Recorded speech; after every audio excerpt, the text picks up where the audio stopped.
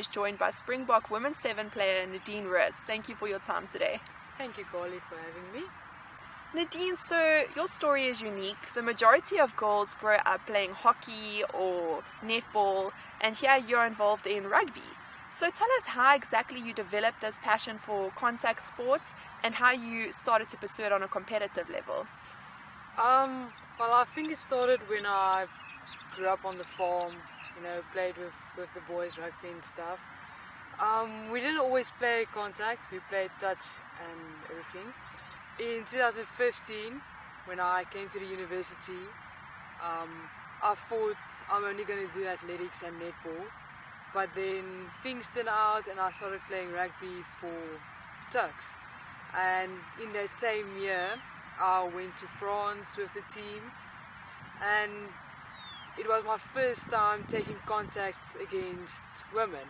But it wasn't a problem. I grew up with boys, so you grew up to stand up for yourself, and yeah, the contact part, I'm not worried about that. It's just passion for rugby.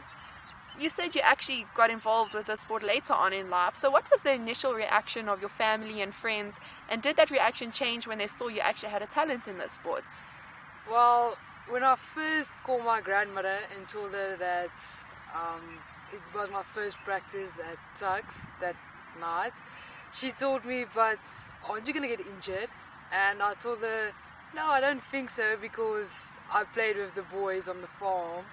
And she laughed at me. She said, okay, well, it's your choice. You can play and do sports whatever you want. And she was always supportive.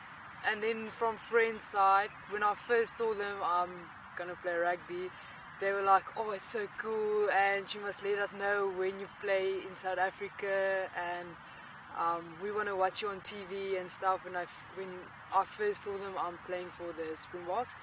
So yeah, I think there was never a problem with my friends or family about me playing rugby. They were always supportive, and there's always a text before a tournament.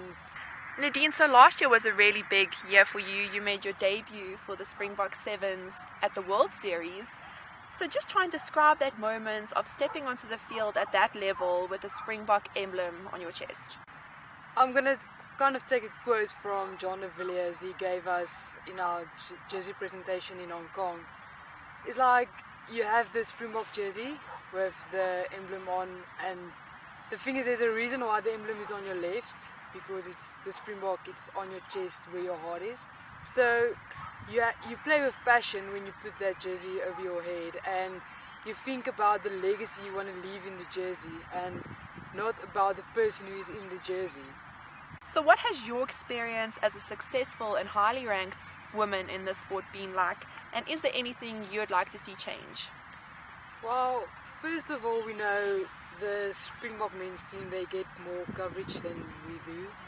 Like, their games are always broadcast on SuperSport, where the women's games will normally only be broadcast on live streaming. So we have to get first the link to send it to our families.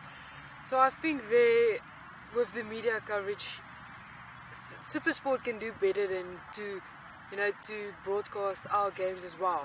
Because there's always people asking, when are you playing, where are you playing, what time are you playing, and we can't actually say to them accurately, okay, we're playing this time exactly, and this time it will be broadcast, because we never know for sure if it's going to be live streamed.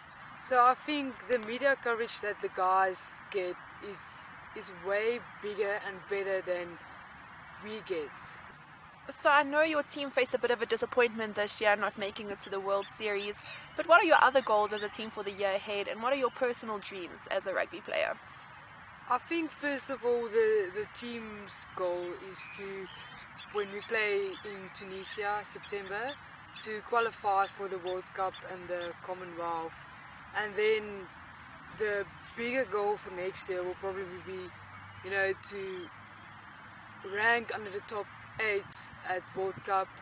So I think that will be mainly our focus now, to show them we are the best in Africa in September at Tunisia, and that we must qualify for the World Cup and the Commonwealth. My personal goal is, in my team, is to be the best in my position I can be, to always contribute the best to my team, and to know that in every game there is going to be mistakes, but to limit my mistakes by putting effort on the field and to enjoy rugby. That's why I play rugby, is enjoying it. And then just lastly, to end things off, how do you hope to inspire South African women as you pursue this sport and create a greater awareness and passion for women's rugby? Well, to inspire younger girls is to first of all kind of have to know my responsibility I have towards the national emblem, the Springbok emblem.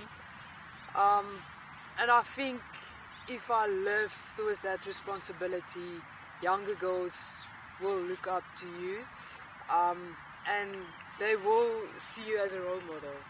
And I think if you just play every game as if it's your last game and you play for the jersey, someone will look up to you and they will see, wow, but that person, she's giving her all and she's always, enjoying it. And I think that's what people want to see, is that you enjoy the game and you enjoy the sports of rugby. Thanks very much for sharing your story with us, Nadine. Thank you, Carli.